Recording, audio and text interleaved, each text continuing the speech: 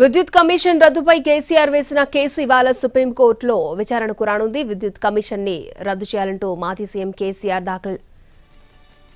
దాఖలు చేసిన పిటిషన్ సుప్రీంకోర్టులో ఉంది. ఇక కమిషన్ ను రద్దు చేయాలంటూ గతంలో హైకోర్టును ఆశ్రయించారు కేసీఆర్. హైకోర్టు తిరస్కరించడంతో సుప్రీంకోర్టులో పిటిషన్ దాఖలు చేశారు. దీనిపై ఇవాళ విచారణ జరపనుంది సుప్రీంకోర్టు.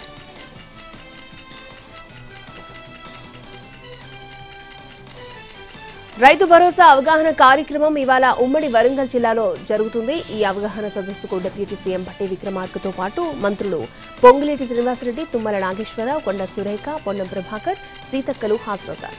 లోకల్ ఎమ్మెల్యేలతో పాటు జిల్లా అధికారులు కూడా పాల్గొంటారు. రైతు భరోసా స్కీమ్ అమలు కోసం మార్గదర్శకాలు సిద్ధం చేసేందుకు రైతులతో అవగాహన సదస్సులు నిర్వహిస్తున్నారు. ఇప్పటికే ఖమ్మం, ఆదిలాబాద్, మహబూబ్ నగర్ ఉమ్మడి జిల్లాల్లో ఈ సదస్సులు జరిగాయి. వైసీపీ ప్రభుత్వ హయాంలో జరిగిన అక్రమాలు, భూ కబ్జాలపై నేడు శ్వేతపత్రం విడుదల చేయనున్నారు సీఎం చంద్రబాబు. గత 5 ఏళ్లలో జరిగిన భూ కబ్జాలు, ఇసుక, ఎర్రచందనం దోపిడీపై వివరాలు వెల్లడిస్తారు. ల్యాండ్ టైటిలింగ్ చట్టం ద్వారా ఎలాంటి విధ్వంసానికి వైసీపీ ప్రభుత్వం తెరతీసింది అన్న అంశాన్ని ప్రజలకు తెలియచెప్పాలని నిర్ణయించారు. 300 కోట్ల రూపాయల విలువైన భూముల్ని వైసీపీ కార్యాలయాలకు కేటాయించుకున్న పరిస్థితులను ప్రజలకు వివరించనున్నారు. గత 5 ఏళ్లలో వైసీపీ నేతలు రాష్ట్ర వ్యాప్తంగా ఇష్టానుసారంగా ఇసుక, ఇతర ఖనిజ వనరుల్ని దోపిడీ చేశారని, భూములు కబ్జా చేశారని, అలాగే ఎర్రచందనం వంటి అరుదైన వనరులను దోచుకున్నారని పెద్ద ఎత్తున ఆరోపణలున్నాయి. ఈ అంశాలపై పూర్తి వివరాలు ప్రజలకు తెలిసేలా ముఖ్యమంత్రి చంద్రబాబు శ్వేతపత్రాన్ని విడుదల చేయనున్నారు.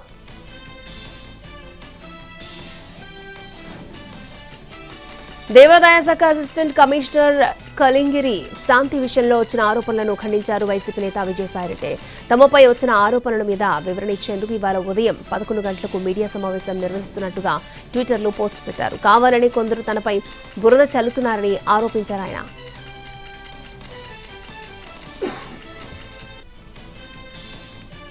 హైదరాబాద్ లో భారీ వర్షం పడింది. నగరంలో పలుచోట్ల రోడ్లపై వరద నీరు నిలిచిపోయింది. వాహనదారులు తీవ్ర ఇబ్బందులు పడుతున్నారు. వర్షానికి భారీగా ట్రాఫిక్ జామ్ అయింది. గచ్చిబౌలి, మాదాపూర్, జూబ్లీహిల్స్, పంజాగుట్లలో రోడ్లపై వరద నీరు ప్రవహించింది. ముషీరాబాద్, సికింద్రాబాద్, చిల్కలగూడ లోతట్టు ప్రాంతాలు జలమయమయ్యాయి. ముషీరాబాద్ లో వరదలో ఓ కారు కొట్టుకుపోయింది. కారులోని 4గురిని కాపాడారు స్థానికులు.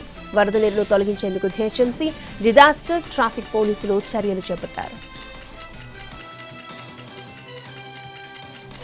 హైదరాబాద్ లో భారీ వర్షం 4గురి ప్రాణాల మీదకు తీసుకొచ్చింది. ముషీరాబాద్ లో వరద నీటిలో కారు చిక్కుకుంది. కారు డోర్లు ఓపెన్ కాకపోవడంతో 4గురు ప్రయాణికులు లోపల చిక్కుకుపోయారు. గమనించిన స్థానిక యువకులు కారు అద్దాలు పగలగొట్టి కారులోని 4గురిని కాపాడారు. ఈ సంఘటన ముషీరాబాద్ రామ్నగర్ లో చోటు చేసుకుంది. Welcome back. ముంబై పర్యటనలో భాగంగా మహారాష్ట్ర సీఎం ఏక్నాథ్ షిండేతో భేటీ అయ్యారు ఏపీ సీఎం చంద్రబాబు. చంద్రబాబుకు పుష్పగుచ్చం అందజేసి శాల్వతో సన్మానించారు షిండే. తన రాజకీయ పరిస్థితులు, పలు రంగాల్లో పరస్పర సహకారం, మౌలిక వసతుల అభివృద్ధిపై దాదాపు అరగంట పాటు చర్చించుకున్నారు ఇద్దరు సీఎంలు. ఇరు రాష్ట్రాల పరస్పర సహకారం ద్వారా అభివృద్ధిని ఎలా సాధించొచ్చు అనే అంశాలపై ప్రధానంగా చర్చించినట్లు షిండే ఎక్స్ లో పోస్ట్ చేశారు. ఈ భేటీలో కేంద్ర విమానయాన శాఖ మంత్రి రామ్మోహన్ నాయుడు కూడా పాల్గొన్నారు.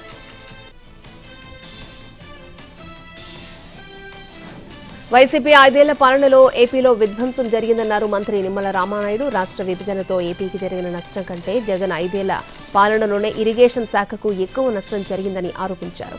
నెల్లూరు జిల్లాలో మంత్రుల బృందం సోమశిల ప్రాజెక్టును పరిశీలించింది. అఫ్రాన్ దెబ్బతిని 3 ఏళ్లైనా వైసీపీ హయాంలో రిపేర్లు చేయలేదన్నారు. ఎంతో వరదొస్తే సోమశిల డ్యాం కొట్టుకుపోయే పరిస్థితిలో ఉందన్నారు మంత్రి నిమ్మల. హరీష్ రావును పొగడ్తలతో ముంచెత్తారు కేంద్ర సహాయ మంత్రి బండి సంజయ్. ఉద్యమం చేసి ప్రజల్లో అభిమానం ఉన్న నేత అని అన్నారు. కేసీఆర్, కేటీఆర్లు మాత్రం ప్రజల విశ్వాసం కోల్పోయిన నేతలు అంటూనే హరీష్ రావును మాత్రం బండి సంజయ్ మంచి నాయకుడంటూ కీర్తించారు. ఢిల్లీలో బీఆర్ఎస్ నేతలు బీజేపీ నేతలతో చర్చలు జరిపారా అని ప్రశ్నించిన మీడియాతో బండి సంజయ్ ఇలా స్పందించారు. హరీష్ బీజేపీలోకొచ్చినా రాజీనామా చేసి ఎన్నికల్లో పోటీ చేయాల్సిందేనని అన్నారు. ఆయనకు ప్రజాభిమానం ఉందని, సునాయాసంగా గెలుస్తారని చెప్పారు. కువైట్లో వేధింపులకు గురైన కార్మికుడి వీడియోపై మంత్రి నారా లోకేష్ స్పందించారు. వేధింపులకు గురైన వ్యక్తిని గుర్తించినట్లుగా తెలిపారు. ఎన్ఆర్ఐ టీడీపీ టీం బాధితుడిని సంప్రదిస్తోందని చెప్పారు. కేంద్రం సహకారంతో బాధితుడిని ఏపీకి తీసుకొస్తామన్నారు. కువైట్లో దుర్భర జీవితం గడుపుతున్నామని, ఇటీవల ఓ తెలుగు కార్మికుడు కన్నీటి పర్యంతమయ్యాడు. సాయం చేయకపోతే చావే దిక్కంటూ వీడియోలో గోడు వెళ్లబోసుకున్నాడు. దీంతో తాజాగా స్పందించిన లోకేష్ ఆయన్ని ఏపీకి తీసుకొచ్చేందుకు చర్యలు చేపడుతున్నట్లుగా చెప్పారు.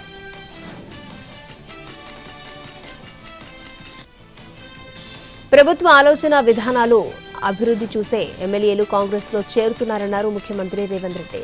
తన వద్ద ఎమ్మెల్యేలకు ఇచ్చేందుకు ఏమీ లేదన్నారు. తెలంగాణకు తాము ఫార్మా, ఐటీ కంపెనీలను తెస్తే బీఆర్ఎస్ పాలనలో డ్రగ్స్, గంజాయిని తెచ్చారని విమర్శించారు. కాటమయ్య రక్షణ పథకాన్ని సీఎం రేవంత్ రెడ్డి ప్రారంభించారు. 60 మంది గీత కార్మికులకు కిట్లను పంపిణీ చేశారు. నిరుద్యోగుల సమస్యలపై తెలంగాణ ఉప ముఖ్యమంత్రి భట్టి విక్రమార్క స్పందించారు. నిరుద్యోగ యువతపైనే దృష్టి కేంద్రీకరించామన్న ఆయన మొదటి 3 నెలల్లోనే 30,000 మందికి నియామక పత్రాలు ఇచ్చామని స్పష్టం చేశారు. మిగిలిన ఉద్యోగాలు ఇచ్చేందుకు కట్టుబడి ఉన్నామని స్పష్టం చేశారు. తెలంగాణ రాష్ట్రం తెచ్చుకున్నదే యువతకు ఉద్యోగాల కోసమన్నారు. అధికారంలోకి రాగానే 16,000 ఉపాధ్యాయ ఖాళీలు ఉన్నట్టుగా గుర్తించామని తెలిపారు. 11,000 టీచర్ పోస్టుల భర్తీకి నోటిఫికేషన్ ఇచ్చామన్నారు.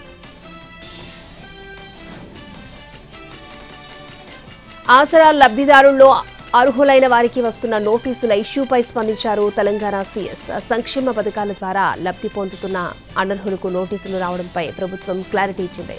సంక్షేమ పథకాల్లో అనర్హులు లబ్ధి పొందినట్లుగా ప్రభుత్వం దృష్టికొచ్చిందని, త్వరలోనే అర్హులే లబ్ధి పొందేలా స్పష్టమైన మార్గదర్శకాలు విడుదల చేస్తామని వెల్లడించారు. మార్గదర్శకాలు ఇచ్చే వరకు రికవరీ నోటీసులు ఇవ్వద్దని సీఎస్ శాంతికుమారి అధికారులకు సూచించారు. అనర్హులకు లబ్ధి, రికవరీపై అసెంబ్లీ సమావేశాల్లో చర్చించాలని ప్రభుత్వం నిర్ణయించినట్లుగా చెప్పారు.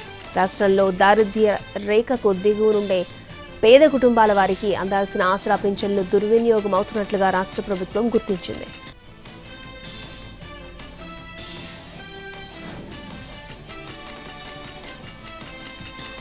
బీఆర్ఎస్ నుంచి రోజుకో ఎమ్మెల్యేను కాంగ్రెస్ లో చేర్చుకుంటున్నారని విమర్శలు చేశారు మెదక్ ఎంపీ రఘునందన్ రావు. చేతనైతే కేసీఆర్, కేటీఆర్, హరీష్ ను వదిలేసి మిగిలిన ఎమ్మెల్యేలను హోల్సేల్ గా కొనుక్కోవాలంటూ ఎద్దేవా చేశారు.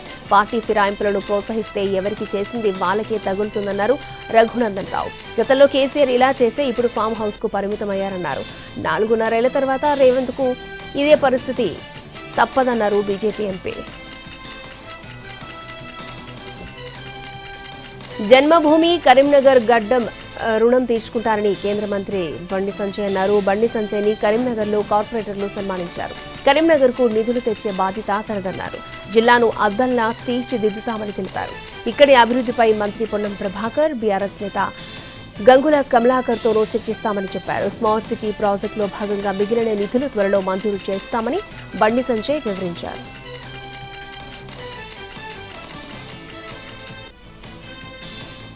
ఆదిలాబాద్లో తీవ్ర ఉద్రిక్తత నెలకొంది. తమ పార్టీ కౌన్సిలర్ను కిడ్నాప్ చేశారని బీజేపీ కార్యకర్తలు ఆందోళనకు దిగడంతో పోలీసులు లాఠీచార్జ్ చేశారు. తిరుపల్లి కౌన్సిలర్ కాంగ్రెస్ లో చేరారు. కాసేపటికే మళ్లీ వచ్చి బీజేపీలో చేరారు. ఇందులో బీజేపీ కార్యకర్తలు ర్యాలీగా కాంగ్రెస్ కార్యాలయానికి వెళ్లేందుకు ట్రై చేశారు. దీంతో పోలీసులు వారిని అడ్డుకున్నారు. ఈ నెల 18న ఆదిలాబాద్ మున్సిపల్ వైస్ చైర్మన్ పై అవిశ్వాస పరీక్ష జరగనుంది. బీఆర్ఎస్, బీజేపీ నుంచి వలసలు జరుగుతున్నాయి. తిరుపల్లి కౌన్సిలర్ బీజేపీని వీడి కాంగ్రెస్ లో చేరారు. అంతలోనే పార్టీ నేతలు ఆందోళనకు దిగడంతో మనసు మార్చుకున్నారు. మళ్లీ వచ్చి బీజేపీలో జాయిన్ అయ్యారు.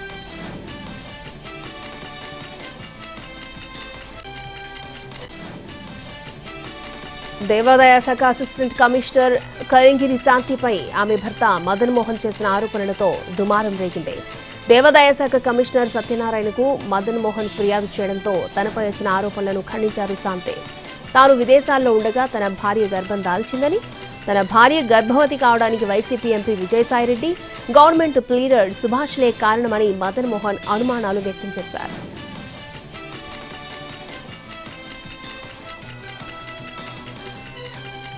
ఇటీవలే ప్రభుత్వం కూడా సస్పెండ్ చేయడంతో శాంతి తీవ్ర స్థాయిలో స్పందించారు. విజయసాయిరెడ్డి పెద్ద ఆయన అని, తనకన్నా రెట్టింపు వయసున్న వ్యక్తితో ఎలాంటి సంబంధం అంటగడతారంటూ కన్నీటి పర్యంతమయ్యారామె.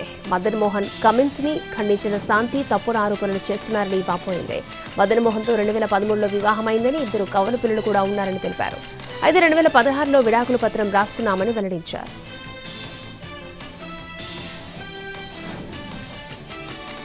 హిందూపురం రూరల్ కోటిపి గ్రామంలో అర్ధాంతరంగా నిలిచిపోయిన టిట్కో ఇళ్లను ఎమ్మెల్యే బాలకృష్ణ పరిశీలించారు. కోటిపిలో విద్యుత్ సబ్ స్టేషన్ నిర్మాణానికి పూజ చేశారు. త్వరలోనే టిట్కో ఇళ్ల నిర్మాణం పూర్తవుతుందన్న బాలకృష్ణ వైసీపీ పాలనలో ఏపీలో జరిగిన అవినీతి ఒక్కొక్కటిగా ఇప్పుడు బయటపడుతోందన్నారు.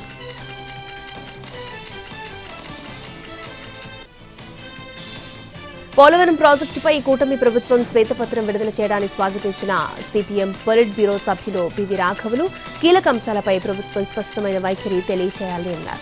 నిర్వాసితులకు నష్టపరిహారం, విలీన గ్రామాల సమస్య తేల్చాలని డిమాండ్ చేశారు. విజయవాడ దుర్గగుడి ఘాట్ రోడ్డు మూసేశారు. వర్షాలకు కొండ చెరువులు విరిగిపడుతున్న కారణంగా శనివారం రాత్రి నుంచి ఘాట్ రోడ్డును క్లోజ్ చేశారు. మహామండపం వైపు నుంచి ఆలయానికి చేరుకోవాలని ఆలయ అధికారులు చెబుతున్నారు.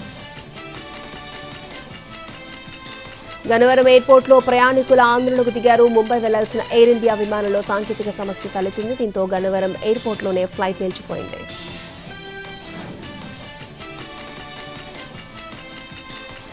ఎంఆర్పీఎస్ నాయకుడు నరేందర్ కిడ్నాప్ కేసులో పోలీసులు వేగంగా దర్యాప్తు చేస్తున్నారు. ఇప్పటికే 4గురిని అరెస్ట్ చేయగా మరొక 3 పరారీలో ఉన్నారు. నరేందర్ను కిడ్నాప్ చేసి పంపించిన ఫామ్ హౌస్ ను గుర్తించిన పోలీసులు అది అక్రమ నిర్మాణమని తేల్చారు. ఫామ్ హౌస్ లో కుక్కలు, గుర్రాలు, పొట్టేలను పెంచుతున్నారని తేలింది. ఖమ్మం ఫ్యామిలీ మృతి కేసు మిస్టరీని పోలీసులు ఛేదించారు. 2 నెలల క్రితం ఖమ్మం జిల్లా రఘునాథపాలెంలో జరిగిన రోడ్డు ప్రమాదం కేసు మలుపు తీసుకుంది. అది రోడ్డు ప్రమాదం కాదని పక్కా ప్లాన్ ప్రకారం చేసిన మర్డర్ అని పోలీసులు తేల్చారు. కృష్ణా జిల్లా మచిలీపట్నం ప్రభుత్వ ఆసుపత్రిలో మగ శిశువు కిడ్నాప్ ఘటనలో వైద్య సిబ్బందిపై వేటు పడింది. 7 సిబ్బందిని సస్పెండ్ చేశారు అధికారులు. 4 నర్సులు, ఎఫ్ఎన్ఓ, 2 సెక్యూరిటీ సిబ్బందిని విధుల నుంచి తొలగించారు. నంద్యాల జిల్లా ముచ్చుమరిలో బాలికపై అత్యాచారం కేసులో సస్పెన్స్ ఇంకా వేయలేదు. బాలిక మృతదేహం ఇప్పటివరకు దొరకలేదు. 9 ఏళ్ల బాలికను అత్యాచారం చేసి చంపేసినట్టుగా పోలీసుల విచారణలో 3 మైనర్ బాలుర్లు ఒప్పుకున్నారు. బాలిక మృతదేహాన్ని ఎత్తిపోతల అప్రోచ్ కెనాల్లో పడేశామని చెప్పారు.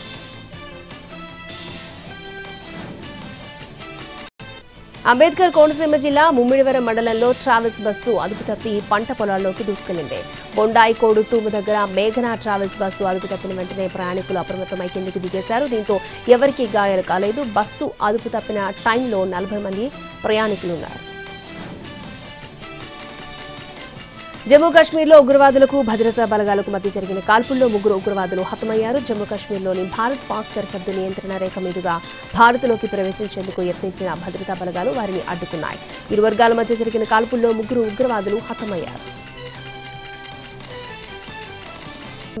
ప్రధాని మోడీ మరొక రికార్డ్ ని క్రియేట్ చేశారు. సోషల్ మీడియాలో తన క్రేజే వేరని మరొకసారి చాటి చెప్పారు. ఎక్స్ లో ఆయన ఫాలోవర్ల సంఖ్య 100 మిలియన్లు దాటింది. అంటే 10 కోట్లకు పైనే. దీనిపై ప్రధాని మోడీ హర్షం వ్యక్తం చేశారు. సోషల్ మీడియా వేదికగా చర్చలు, ప్రజల ఆశీర్వాదాలు, నిర్మాణాత్మక విమర్శలు వంటి వాటికి ఆదరణ లభిస్తూ ఉండడం సంతోషంగా ఉందన్నారు.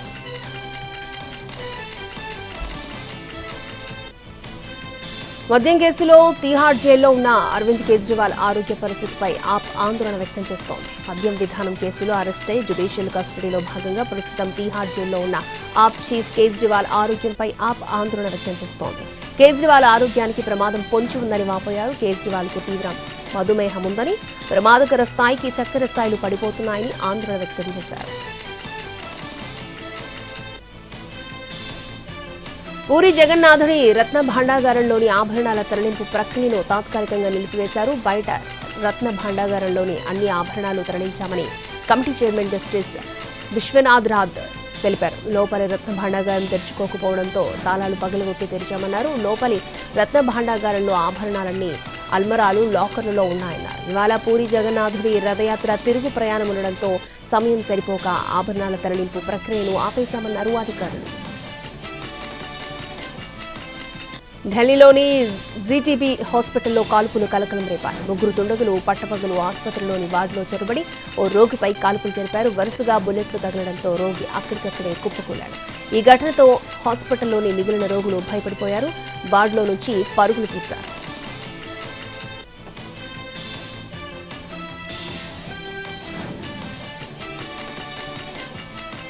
వివాదాస్పద ప్రొబేషనరీ ఐఏఎస్ పూజా ఖేద్కర్ వాడిన ఆడి కారును పుణే ట్రాఫిక్ పోలీసులు సీజ్ చేశారు. మోటార్ వాహనాల చట్టాన్ని ఉల్లంఘిస్తూ ఆమె కారుకు సైరన్ ఏర్పాటు చేసుకున్నారు. అంతేకాకుండా మహారాష్ట్ర ప్రభుత్వ స్టిక్కర్ ని వాడుకున్నారు. వీఐపీ నెంబర్ ప్లేట్ను బిగించి 21 సార్లు ట్రాఫిక్ నిబంధనలను ఉల్లంఘించినట్టుగా కూడా గుర్తించారు పోలీసులు. అందుకే యాక్షన్ తీసుకున్నట్టుగా చెప్పారు.